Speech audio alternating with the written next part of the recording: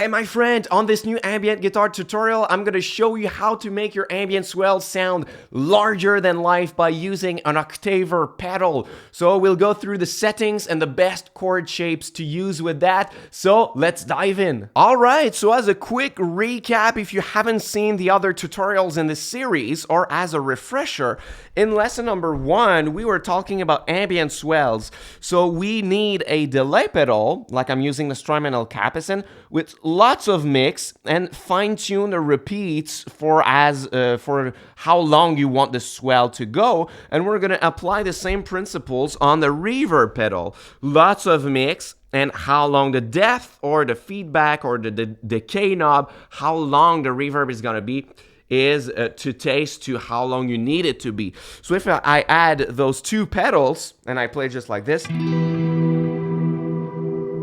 we get a lot of sustain, and I can use my volume pedal to swell the chord.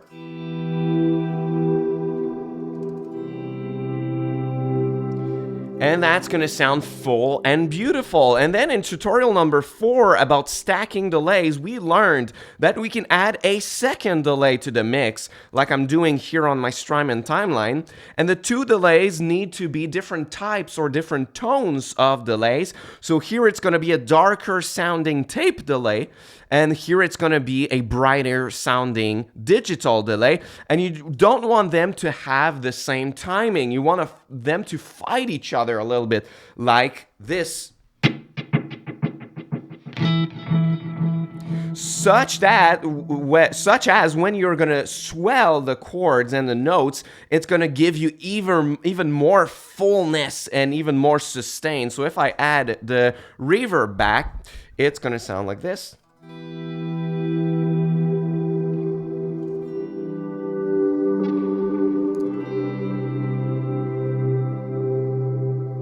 So we got a really nice sounding ambient swell, but now if you want to supercharge that, what you can do is to add an Octaver pedal in the mix so that it sounds larger than life, and this is what I do in many of my songs. So if you look at my pedal board right now, and if I remove the effects for now, it's gonna be the Micro Pog from Electro Harmonics. It doesn't have to be this one. It can be any Octaver as long as you have access to controlling the dry signal 1 octave down and 1 octave up. It's gonna be really nice. So for example, if I just add the pedal and I play exactly the same swells as before, you're gonna hear the difference instantly.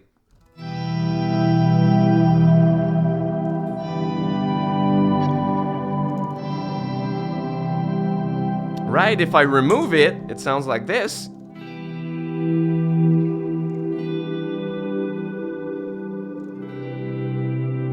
And if I add it, larger than life.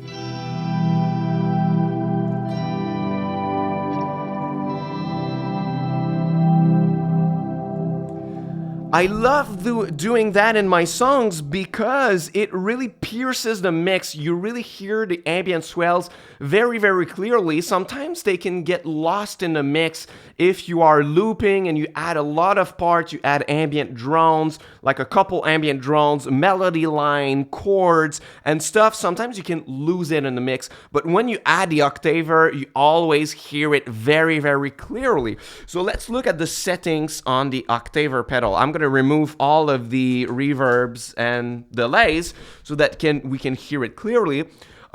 This one, the Micro Pog, sounds very metallic sounding. So it's a really metallic sound that some people don't like, but you have access to so many types of Octaver pedals. I've been using in the past the Organizer from Earthquaker Devices, which is going to sound more organic, but I like the metallic sound of the Micro Pog because, like I said, it really pierces the mix and it makes your ambient swells heard in your song. So what I do, if we take a look at each knob one at a time, we have the dry signal knob, which is not going to add anything. It's just going to be your dry signal. But I just put it on 3 o'clock because if I put it all the way up, and for example, I test my dry signal, and I test it with the pedal, it's gonna be pretty much the same, but since we are adding more octaves on it, it's gonna add volume to the swell. So we don't want the swell to be too loud compared to the rest. So that's why I'm gonna tone down the dry signal a little bit. So we're gonna lose just a little bit of dry signal, but with the volume of the rest of the octaves added, it's gonna be just perfect. So I'm gonna add the octave down, the sub-octave, at the same level than the dry signal. So it's gonna sound like this.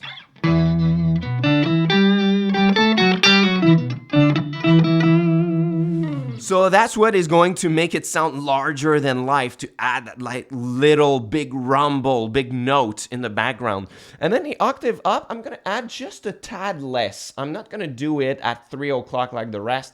I'm gonna do about 1 o'clock, because that upper octave is gonna sound more aggressive. So even like this, it's a lot. So imagine if I were putting it all the way up like this. Like it's really aggressive. It can be irritating. So I'm gonna put less of it like this. And for me, it's the perfect Octaver setting. And once you have that kind of setting and you add back the delays and the reverbs, it's gonna sound, the reverb, there is just one. It's gonna sound like this.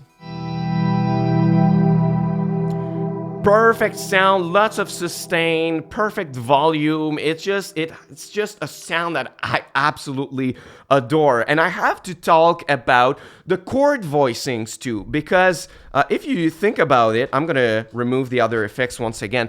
If you think about it, by adding octaves, we can potentially go outside of the range of the guitar of what is natural to play on the guitar, right? So if I play the note here on the 7th fret of the 5th string, it is the equivalent, if I remove the octaver, of playing the low 6th, open 6th, and then that note right here, and then the 9th fret on the 3rd.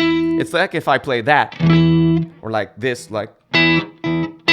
But it's just that I play one note with the help of my pedal.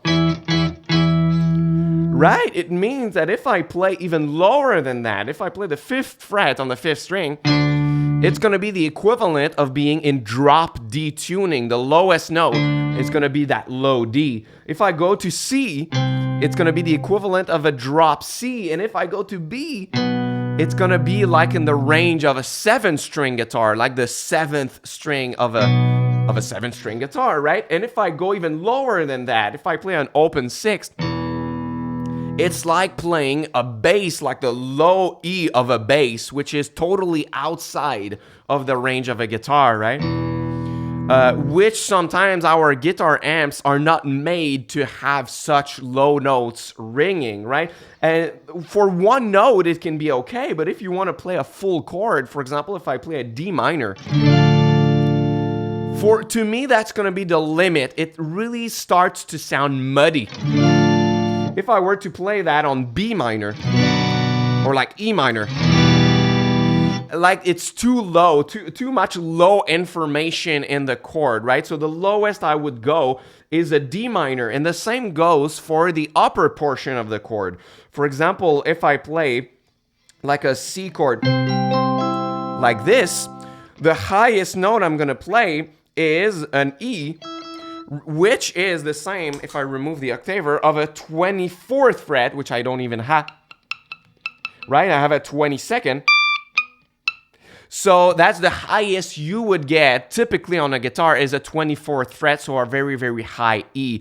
So I would try to play all of my chords in a medium region, such as the lowest note is never too low, like a drop D, and the highest note is never past, like a super high E on a 24th fret, right? So because of that, I'm gonna play what we call spread triads, which I talk so much on my channel. If you don't know how to play spread triads, I have a free course about it. You can get it, first link in the description box. So basically, let's say that my chord progression is A minor, and then F, and then C, and then E minor. I could play all of these open chords and add the octaver and the delay and the reverb, but that would sound really, really cool by itself, but in the context of a song, we would lose that. It's gonna be too low, right? Like this.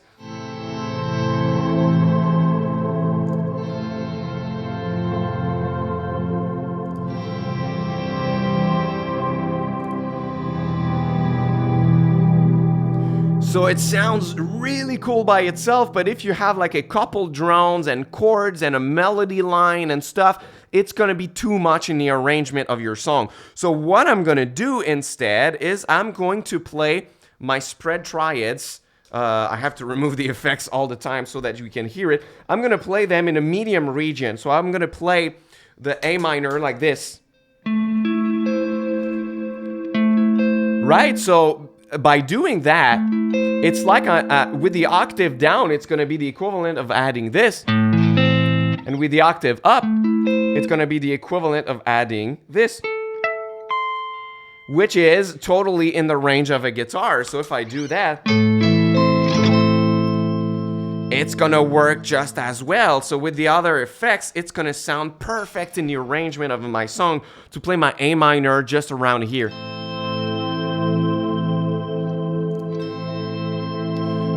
Fills up the space really, really nicely. So I would play my A minor like this, and then my F like this, and then my C, it's gonna be at the limit of what I can play for the upper note, and then an E minor. So let's say right now on my looper pedal, I have pre-recorded a little loop, like a little song. Let's say that we want to play that on top, it's going to sound perfect. So that's A minor, F, C, and E minor. So let's play the version with the spread triads that we have right here.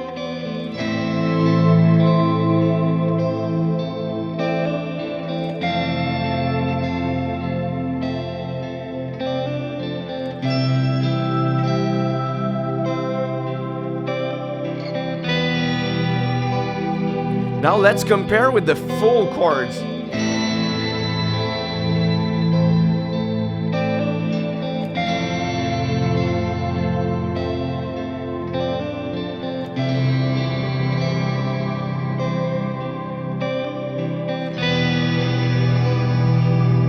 It's too low, right? And now let's compare without the octaver.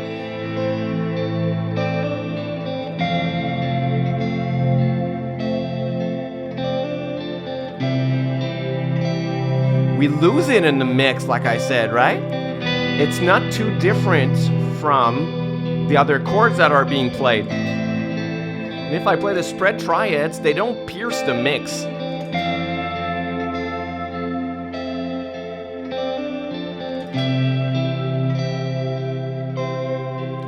So the solution is to add the octaver, and now everything is going to be at its right place. That was a bit loud, sorry.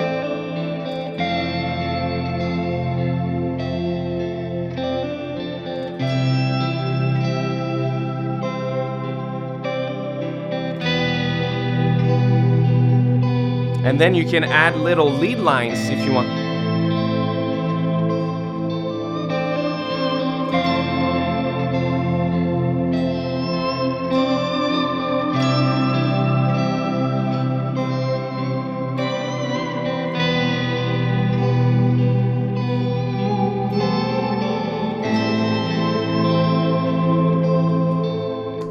So really, really nice. So that's what I do to make larger than life sounding ambient swells. Thanks for watching. I hope that you enjoyed. Once again, if you don't know how to play spread triad chords that I've been using in this lesson on my Octaver chord swells, you can learn them in my free mini course by clicking on the first link in the description box below to enroll. For free, I'm gonna show you spread triads with major chords, minor, diminished, suspended, how to play them all over the fretboard in many different kinds of chord progressions. So if you want to master these chords, you should enroll in my free course. This is my gift to you. Once again, first link in the description box below. Thanks for watching, and until next time, au revoir.